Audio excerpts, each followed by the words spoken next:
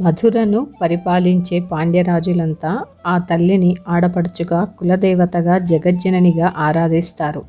దేవి భాగవత పురాణములో మణిద్వీప వర్ణనల ఆ ఆలయాన్ని పాండ్యరాజులు రూపొందించారు. అంతటి సౌందర్య రాశి, చతుషష్ఠి కళా నిలయమైన మీనాక్షి కూడా రాత్రివేళ తామస శక్తి స్వరూపిణిగా మారి ప్రాణహింసకు పాల్పడుతున్నది.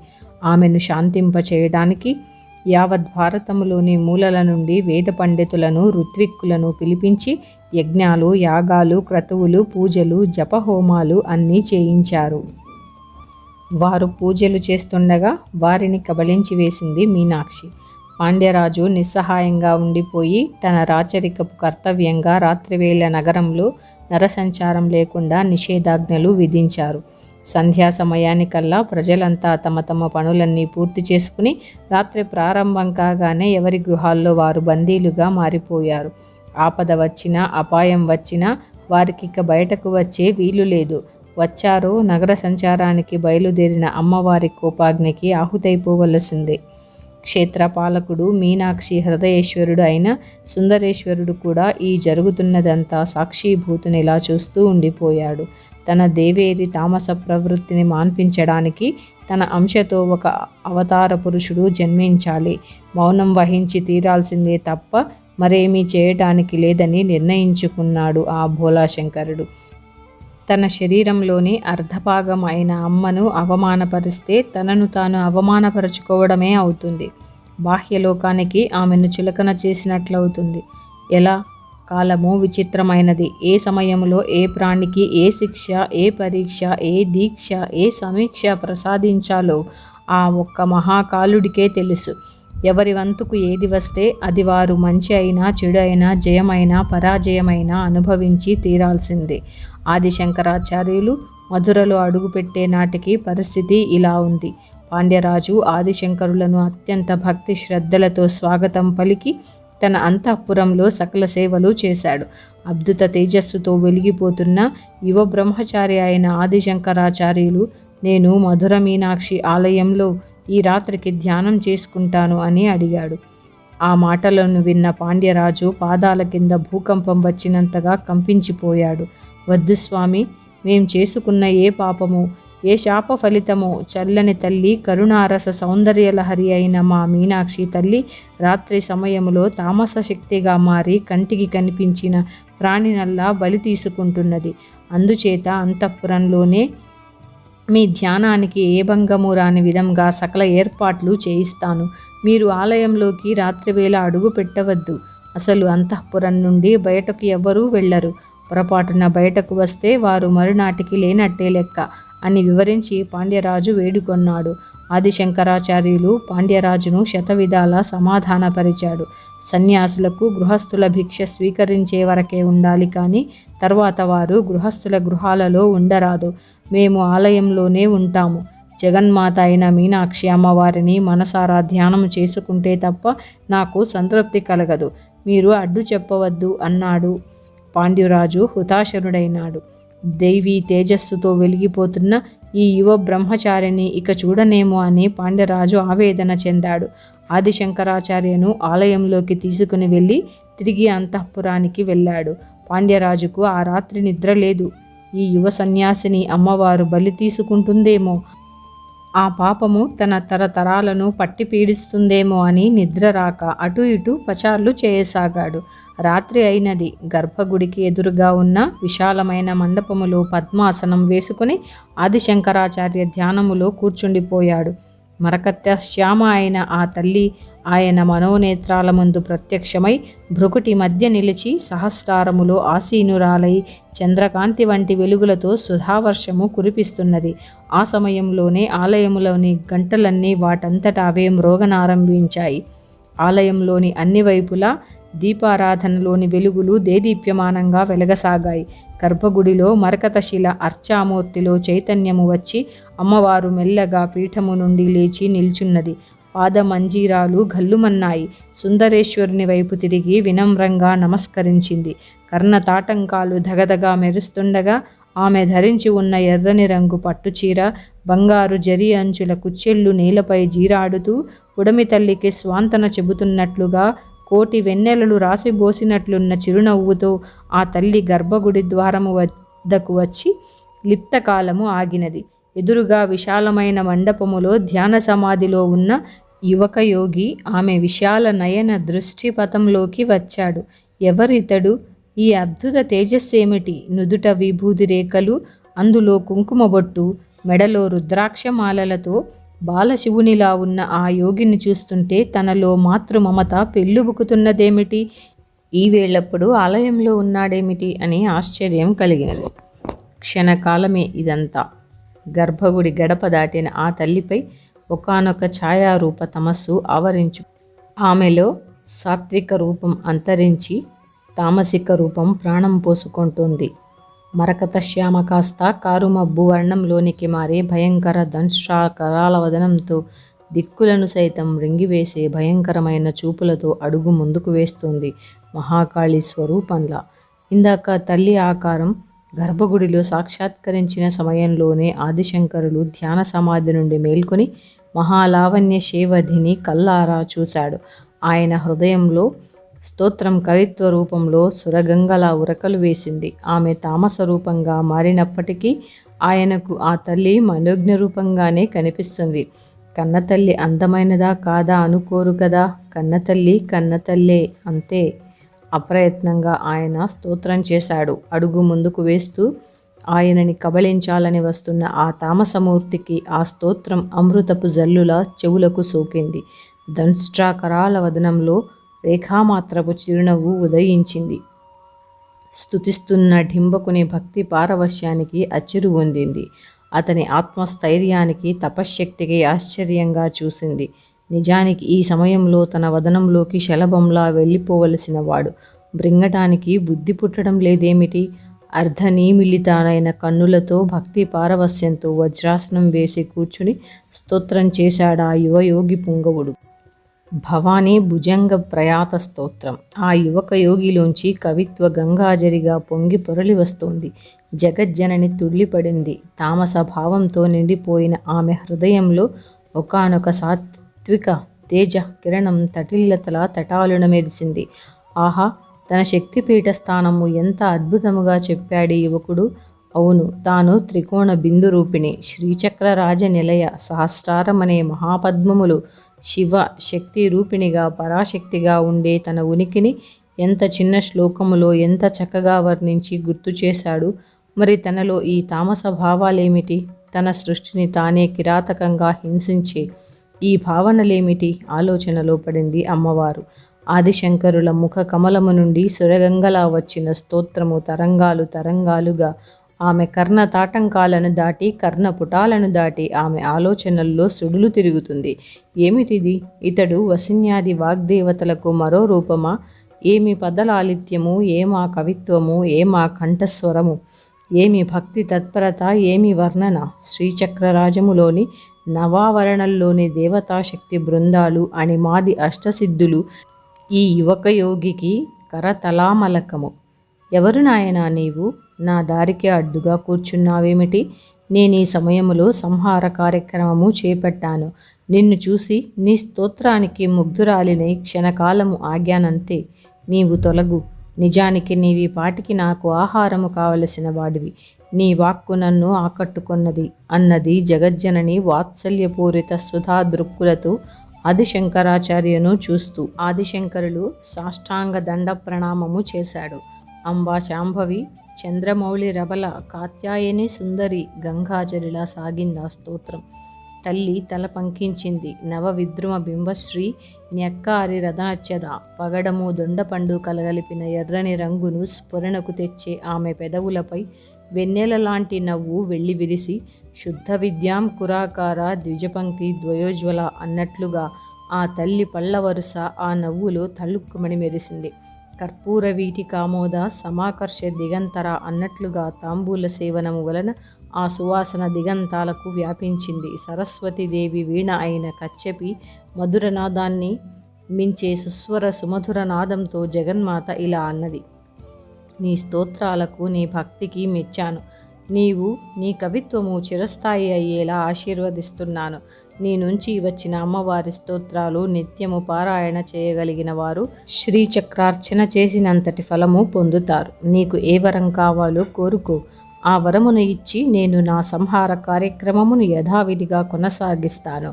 నిన్ను సంహరించక అనుగ్రహించడమే నీకు ఇచ్చే పెద్ద వరముగా భావించు అన్నది కించిత్ అహం ప్రదర్శిస్తూ తామసభావ ప్రభావంతో ఉన్న అమ్మవారు. ఆదిశంకరులు క్షణము జాగు చేయలేదు. బాల్యములో తెలిసి తెలియని వయసులోనే నేను సన్యసించాను తల్లి. శంకరుడు నా నామధేయము. దేశాటనముతోనూ వేదాంతములకు భాష్యాలు వ్రాయడంలోనూ ఎన్ని సంవత్సరములు గడిచిపోయాయి. బాల్యావస్థ దాటిపోయి యవ్వనం వచ్చేసింది. ఇది కూడా ఎంతకాలం తల్లి? కానీ నా హృదయంలో నా బాల్య కోరిక ఒకటి మిగిలిపోయినది. అది శల్యంలా నన్ను అప్పుడప్పుడు బాధిస్తూ ఉంటుంది అన్నాడు వినమ్రంగా ఆదిశంకరాచార్య. ముల్లోక జనని ముగ్ధ మనోహరముగా నవ్వింది. ఏ కోరికైనా తీర్చగల సమర్థురాలిని నీ తల్లిని, జగజ్జననిని నేనుండగా నీకేమి కొరత నాయనా? అడుగు. నీ కోరిక తీర్చి నేను నా సంహార కార్యక్రమమునకు వెళ్ళిపోతాను. ఇంకా ఆమెలో తామసిక వాసనా బలం తరగలేదు. పసితనపు అమాయకత్వము వదలని ఆ యువకుని కోరికకు మందస్మిత ప్రభాపూర మజ్జత్ కామేశ మానస అన్నట్టుగా ఫక్కున నవ్వింది. సౌందర్య లహరికే సౌందర్య లహరిగా భాషిస్తున్నదా నవ్వు. అమ్మా, నాతో పాచికలాడతావా అని పసిపిల్లాడు అడిగినట్లుగా అడిగాడు బాలశంకరుడు. తప్పక ఆడతాను నాయనా. నీ స్తోత్రముతో, నీ భక్తితో, నీ వినయముతో నీ పట్ల అపార మాతృవాత్సల్యము పెళ్ళుబికేలా చేశావు. మరి ఆట అన్నాక పందెమంటూ ఉండాలి కదా. నీకు తెలుసో తెలియదో పశుపతితో నేను ఆడేటప్పుడు ఒక నిబంధన పెడతాను. నేను ఓడిపోతే ఆయన ఆజ్ఞ మేరకు సంవత్సర కాలం నడుచుకుంటాను. నేనెప్పుడూ ఓడిపోలేదనుకో. ఈశ్వరుడు ఓడిపోతే నేను వేసే ప్రశ్నలకు వివరంగా విసుక్కోకుండా సమాధానం చెప్పాలి అని. ఆ ప్రశ్నలు లౌకికమైనవి కావు. ఎన్నో వేదాంత రహస్యాలు ప్రాణికోటికి సులభతరం కావాలనన్న పరోపకార ధ్యేయంతో ప్రశ్నిస్తాను. అట్లా ఏర్పడినవే ఎన్నో దేవతా స్తోత్రాలు, కవచాలు, సహస్ర అష్టోత్తర శతనామ స్తోత్రాలు. మరి నీ పందెమేమిటి నాయనా అన్నది జగజ్జనని. ఆమెలో పశుపతినే పాచికలాటలో ఓడించే తన నైపుణ్యము తాలూకు కించిత్తు అహం తొణికిసలాడుతోంది. ఇదంతా గమనిస్తున్న సుందరేశ్వరుడు నిశ్శబ్దంగా లోపల నవ్వుకున్నాడు. ఆమె గెలుపు తన ఓటమి ఎవరి కోసము? లోక కళ్యాణార్థము. మౌనముద్రలో ఉన్న సుందరేశ్వరుని జటాభాగము నుండి ఒకానొక కాంతికిరణము మెరుపులా వచ్చి ఆదిశంకరునిలో ప్రవేశించడం ఆ తల్లి గమనించలేదు. ఆదిశంకరుల శరీరము, హృదయం క్షణకాలము దివ్యానుభూతికి లోనైనది.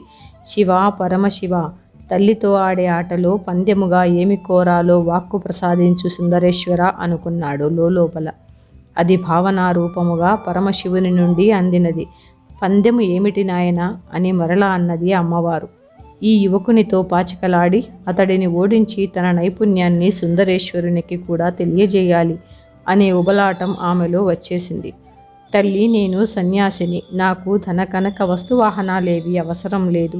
ఒక వాగ్దానాన్ని పందెపు పణముగా నేను పెడితే నీకు అభ్యంతరమా తల్లి అన్నాడు శంకరాచార్య. తప్పకుండా, నీ వాగ్దానం ఏమిటో చెప్పేయి అన్నది వాత్సల్యము నిండిన చిరునవ్వుతో జగన్మాత. బహుశా మరింత కవితాశక్తి ప్రసాదించమని, అది మహారాజులు మెచ్చి తీరే మహాత్కీర్తి రావాలని కోరిక కోరుతాడని అనుకుంది ఆ తల్లి. తల్లి, నీవు కరుణామయివి. నీవు తామస శక్తివై ఈ సంహార కార్యక్రమము చేయడం నాకు బాధాకరంగానున్నది. ఆటలో ఓడిపోతే ఈ సంహార కార్యక్రమం ఆపేసి అందరినీ కాపాడాలి. నేను ఓడితే మొదటగా నేను నీకు ఆహారం అవుతాను అన్నాడు దృఢచిత్తముతో శంకరాచార్యుడు. జగన్మాత నవ్వింది. నిన్ను ఆహారంగా తీసుకోను నాయన. నేను ఓడిపోతే నీ మాట ప్రకారమే నేను ఈ సంహార కార్యక్రమాన్ని ఆపేస్తాను, సరేనా అన్నది. ఆమెలో తాను ఎన్నడూ ఓడిపోననే దృఢ విశ్వాసము నిండుగా ఉన్నది. పశుపతినే ఓడించే తనకు ఓటమి రాదు, రాకూడదు. ఈ యువకుని నిరుత్సాహపరచకూడదు. గెలుపు అతడికే లభిస్తుందని పెంచేట్లుగా మెల్లిగా ఆడుతూ చివరలో ఓడించి తన సంహార కార్యక్రమమును కొనసాగించాలి అని ఆలోచించినది. ఆదిశంకరాచార్య వినమ్రముగా మొక్కాడు. తల్లి, దివ్య మహిమలు గల పాచికలు నీవే సృష్టించు. నీవు కోరిన పందెము నీకు, నేను కోరిన పందెం నాకు పడేలా ఆ పాచికలలో నీ మహత్యము నింపు. నేను ఆటలు అన్యాయము ఆడను, అనృతము పలకను. నీవు నాతో పాటు ఈ విశాల మండపములో కూర్చోనవసరం లేదు. నీ గర్భగుడిలోని ఉన్నతాసనం మీద కూర్చో అమ్మా అన్నాడు. ఏమిటి నాయనా ఆలోచిస్తున్నావు? ఆట మొదలుపెట్టు. పాచికలు నీవే మొదట వేయి. చిన్నవాడివి, నీవు మొదట ఆడడం న్యాయము అన్నది మీనాక్షి అమ్మవారు. ఆమె హృదయంలో మాత్రము సుందరేశ్వర, నీ అర్ధాంగిని, నాకు ఓటమి ఉండకూడదు. నీ దగ్గరే నేను ఓటమిని ఏనాడు చూడలేదు. ఈ బిడ్డ దగ్గర ఓడిపోతే నాకు చిన్నతనముగా ఉంటుంది. మరి మీ ఇష్టము అన్నది. సుందరేశ్వరుడు చిరునవ్వుతో ఆశీర్వదించాడు. ఆదిశంకరులు, తల్లి, నీవు సృష్టించిన దివ్య పాచికలు ఈ క్షణాన నా చేతిలో ఉన్నాయి. నీలోని దివ్యత్వము నాలోనికి వచ్చినట్లే కదా. ఈ భావనే నన్ను పులకింపచేస్తోంది. అమ్మా జగన్మాత, ఇంతటి అదృష్టము ఎంతటి యోగులకు దక్కుతుంది. మరలా ఈ అవకాశము నాకు రాదు. పశుపతితో తప్ప మరెవరితోనూ పాచికలాడని తల్లివి, సాధారణ మానవుడినైన నాతో ఆడటానికి అంగీకరించావు. అందుకని ఈ రాత్రి జరుగుతున్న వర్ధమాన కాలము చాలా విలువైనది, మహత్తరమైనది. నీ లలితా సహస్రనామములోని కొన్ని నామాలు, వాటి అర్థాలు ఆలోచిస్తూ ఈ క్షణాలకు ఒక అద్భుతమైన పవిత్రత, ప్రయోజకత కూడా చేకూర్చుకుంటాను. నీ నామాలు పలుకుతూనే ఆడతాను. అభ్యంతరమా తల్లి? అలాగని ఆటలో ఏమరపాటు చూపను అన్నాడు భక్తితో. సాక్షాత్తు గురు రూపిణివైన నీవు తోపింపచేసే అర్థాలతో ఆ స్తోత్రము మరింత మహత్వపూర్ణమవుతుంది అన్నాడు భక్తితో పాచికలు చేతబట్టుకుని నమస్కరిస్తూ. తన్మయురాలైనది ఆ తల్లి. సంఖ్యాశాస్త్ర ప్రకారము పావులు కదులుతున్నాయి. సంఖ్యలకు, అక్షరాలకు అవినాభావ సంబంధం ఉన్నది. అమ్మవారికి ఆటలో ఆసక్తి హెచ్చినది. ఇరువురి పావులు న్యాయబద్ధముగా కదులుతున్నాయి. తాటంక యుగళీపూత తపనోడుప మండల అన్నట్టు అమ్మవారు అతని న్యాయమైన ఆటకు తల పంకిస్తోంది. ఆ తల్లి తాటంకాల కాంతి సూర్యచంద్రుల తేజోవలయాల్లా కనిపిస్తుండగా ఆదిశంకరాచార్య అమ్మవారిని స్తోత్రము చేస్తున్నాడు. విజయ, విమల, వంద్య, వందారు జనవత్సల అన్నాడు. తల్లి నవ్వింది. విజయము అంటే విజయము నాదే కదా నాయనా అన్నది ఆట మధ్యలో ఆపి కించిత్ గర్వంగా. విజయం పరంపర మనిషిలో అహం పెరిగేంతటి మత్తును కలిగిస్తుంది. సృష్టి స్థితి లయలను నేను నిర్వహించగలనన్న గర్వముతో ఉన్న ఆ తల్లి నయనాలలో, చూపులలో ఎరుపుదనము, అహం కనిపించాయి. విజయము నాది అయినా నీది అయినా రెండూ ఒకటే తల్లి. నీలో నుండి నేను ఉద్భవించాను, నాలో నీవున్నావు. ఒక నాణానికి బొమ్మ బొరుసులాగా జీవుడు దేవుడు ఉన్నారనుకుంటే ఎంత ఆనందంగా ఉంటుందమ్మా. విజయపు అంచుకు చేరుకున్న వ్యక్తి లిప్తపాటులో అపజయాన్ని చవిచూస్తాడు. విజయలక్ష్మి చివరి క్షణంలో ఎవరిని ఉద్ధరిస్తుందో అదే విజయ రహస్యము. అందుకే నీవు గుప్త యోగినివి, గుప్తతర యోగినివి. ఆ గోప్యాన్ని తెలుసుకోగలిగిన వారికి విజయమైన పరాజయమైన ఒకటే కదమ్మా. పరాజయము నీ శక్తి స్వరూపమే. ఆ పరాజయము ఎంతటి నిరాశను ఇస్తుందో అంతటి పట్టుదలను ప్రసాదిస్తుంది. ఆ పరాజయము ద్వారా పొందిన అవమానము, దైన్యము దైవము పాదాలను పట్టుకునేలా చేస్తుంది. ఇది మాత్రము విజయము కాదా తల్లి అన్నాడు ఆదిశంకరాచార్య భక్తి పారవశ్యముతో అమ్మవారికి మ్రక్కుతూ. అమ్మవారు దిగ్భ్రాంతి చెందింది.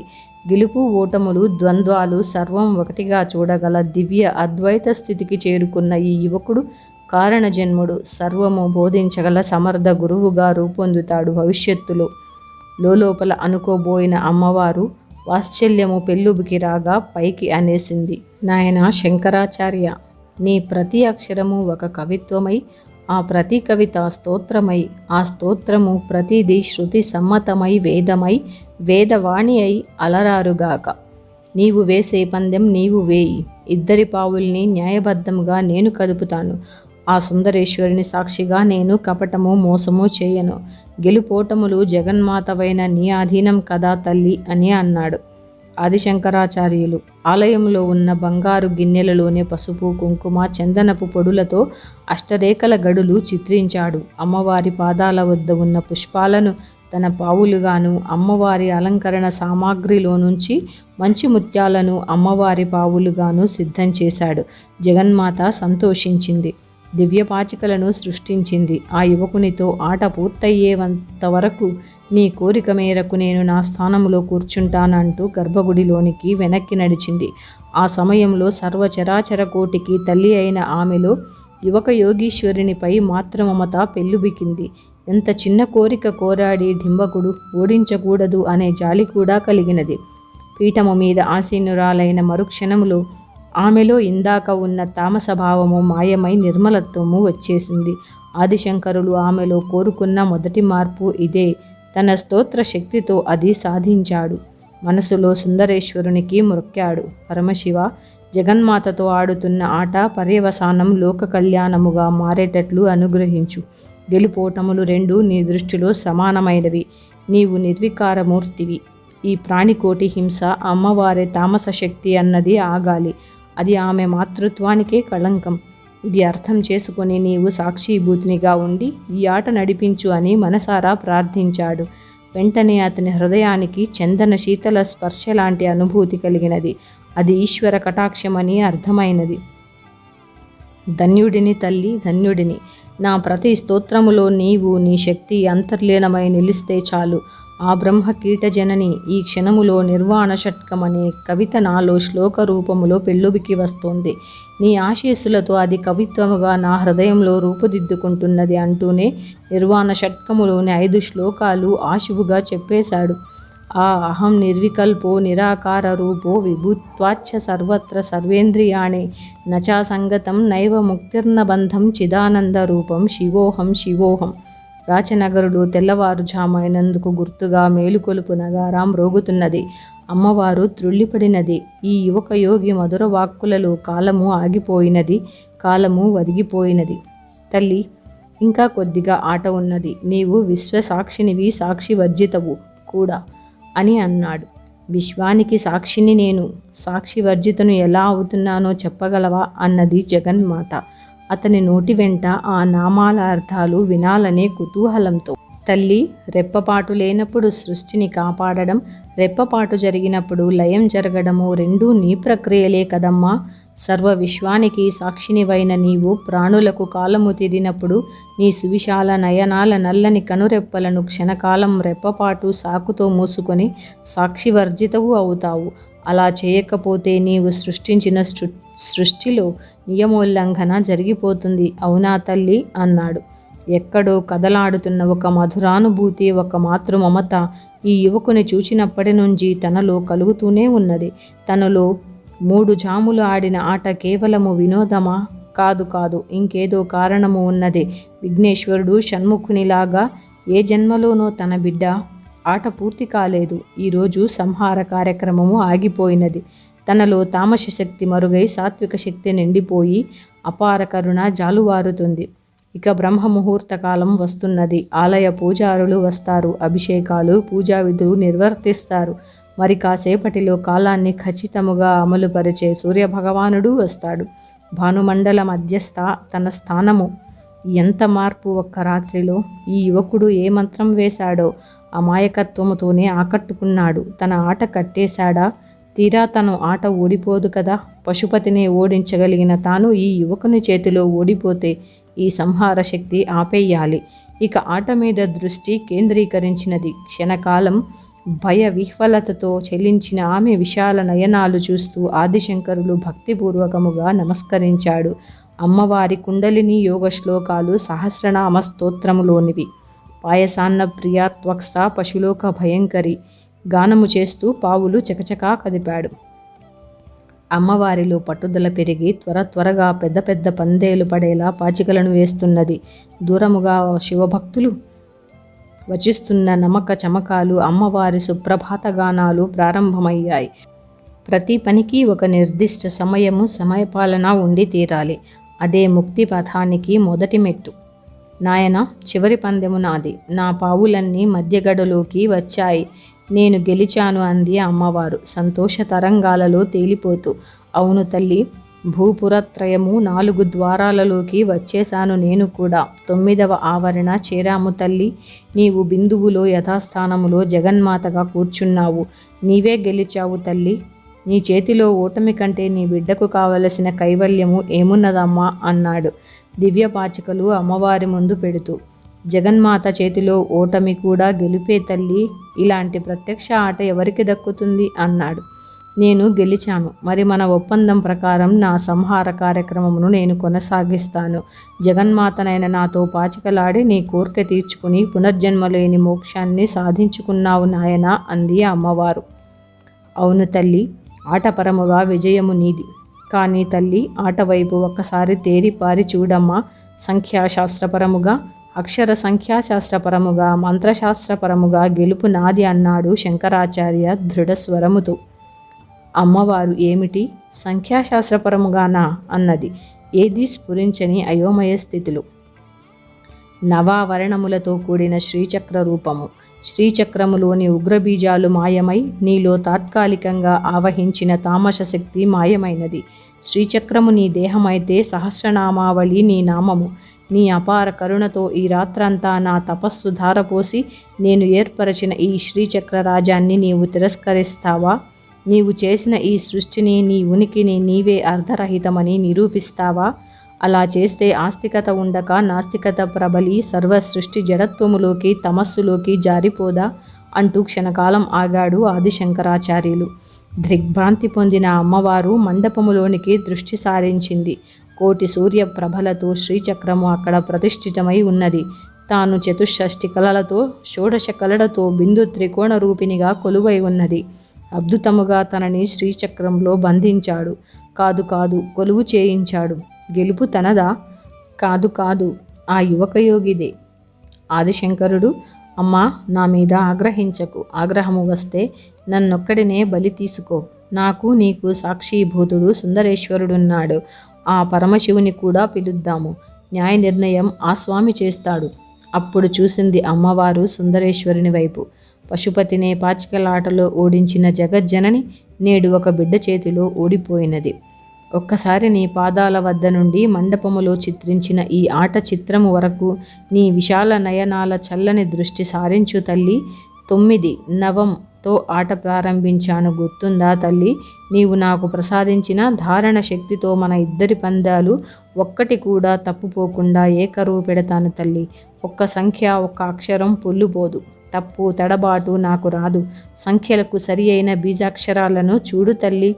44 కోణాలు, 9 ఆవరణలు కలిగిన శ్రీచక్రరాజ చిత్రాన్ని, ప్రతిష్టను ఈ ఆట చిత్రములో చూడు అమ్మా. మాతృకా వర్ణరూపిణి అయిన నీవు ఒక్కసారి పరికించి చూడు. పందెపు సంఖ్య సరిగ్గా సరిపోయేలా సాత్విక బీజాక్షరాలను సంఖ్యాశాస్త్రపరముగా మలిచి ఏ పొరబాటు రానివ్వకుండా న్యాయబద్ధముగా పావులని కదిపాను. ఆటలో అన్యాయము చేయలేదు. అందుకు సుందరేశ్వరుడే సాక్షి. పంచభూతాలు, సర్వదేవతాగణాలు సాక్షి. బిందువు మొదలు భూపుర త్రయము వరకు ప్రతి ఆవరణకు ఒక ప్రత్యేక అధిష్టాన దేవత. ఆ దేవతాశక్తులు పరివేష్టించి ఉన్నాయి. అకారాది క్షకారాంత దేవతాశక్తి స్వరూపాలకు వారి వారి ఆహార్యాలు, ఆయుధాలు, శరీరపు రంగుతో సహా ఆయా ఆవరణలో పరివేష్టితులైన వారిని, ఆయా ముద్రా దేవతలను, నవరసాధిష్టాన దేవి స్వరూపాలను, యోగిని దేవతలను, చక్రేశ్వరులను సంఖ్యాపరముగా బీజాక్షరాలతో నిలిపాను. ఒకసారి పరిశీలించి చూడమ్మా. షట్చక్రాల ప్రత్యక్ష పరోక్ష బోధే శ్రీచక్రార్చన గదా తల్లి. నీ శక్తిపీఠాలలో ప్రతిష్ఠితమైన యంత్రాలలోని ఉగ్రబీజాలు తొలగించి క్రొత్తగా సాత్విక బీజాక్షరాల సహిత శ్రీచక్ర ప్రతిష్ఠ చేస్తూ వస్తున్నాను. ఆ కార్యక్రమంలో భాగముగా తల్లి నీతో పాచికలాడాను. సంఖ్యాశాస్త్రపరముగా అక్షరాలను సమీకరించి నిన్ను స్తోత్రము చేస్తూ నీ ఆశీస్సులతో వాటిని ప్రాణప్రతిష్ఠ చేశాను. అదే నీ ముందున్న బిందు త్రికోణ వసుకోణ దశారయుగ్మ మన్వస్త్ర నాగదళ షోడశ పత్రయుక్తం వృత్తత్రయంచ ధరణీ సదన త్రయంచ శ్రీచక్రరాజ ఉదిత పరదేవతాయా. ఏమిటి వింత స్వామి అంటూ భర్త వైపు కించిత్ లజ్జ, కించిత్ వేదనతో బేలగా చూసింది మధుర మీనాక్షి. ఈ యువకుడు అద్భుత రీతిలో సంఖ్యల అక్షరాలను సంధించి యంత్ర ప్రతిష్ఠ చేశాడు. శ్రీచక్ర యంత్రాన్ని సర్వమానవాళికి శ్రేయోదాయకముగా ప్రసాదించాడు.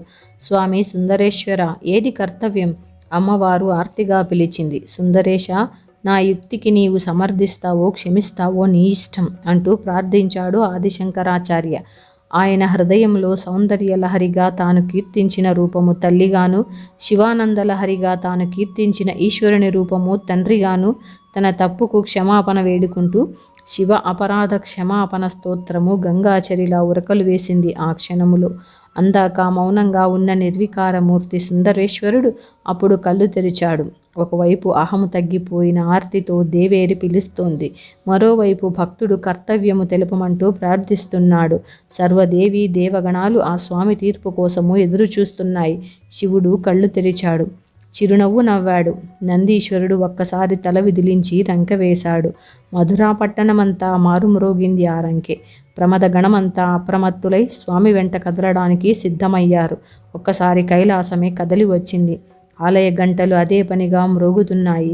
భక్త్యావేశముతో ఈశ్వరుని నక్షత్రమాలికా స్తోత్రముతో ఆదిశంకరులు స్తోత్రము చేయసాగాడు.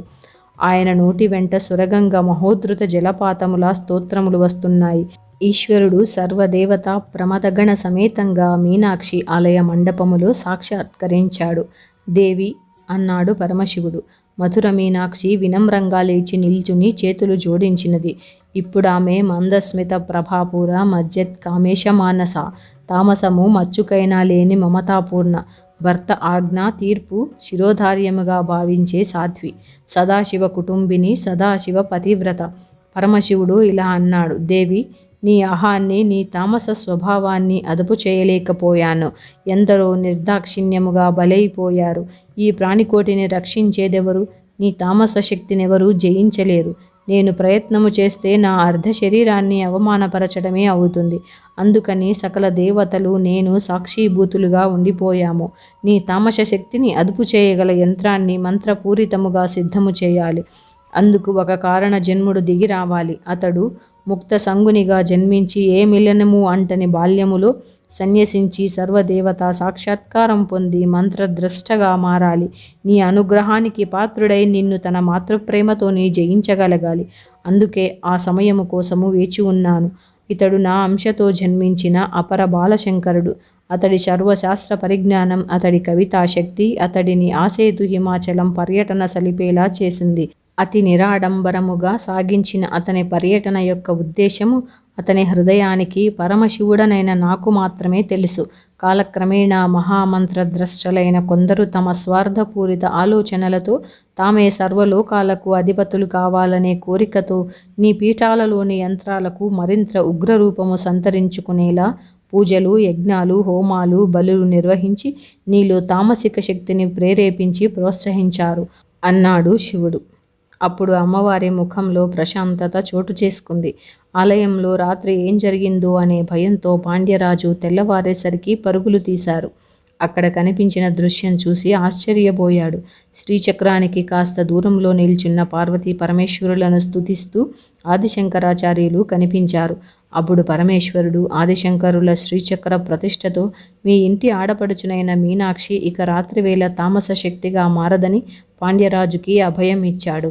అందుకే శ్రీచక్రాన్ని దర్శించిన, స్పర్శించిన న్యాయబద్ధమైన, యోగ్యబద్ధమైన అర్హతలున్న వారికి సర్వ కోరికలు నెరవేరుతాయంటారు.